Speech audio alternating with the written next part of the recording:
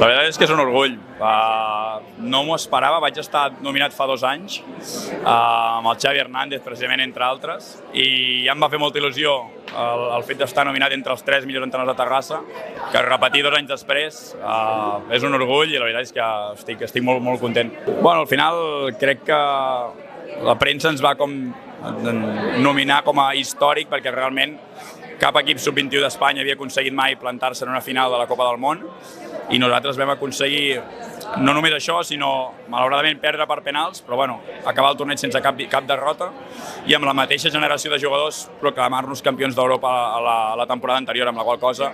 em remarcaré les paraules de la premsa, històric seria la temporada. La veritat és que molt content, és com bé dius tu, un nou projecte, molt motivant,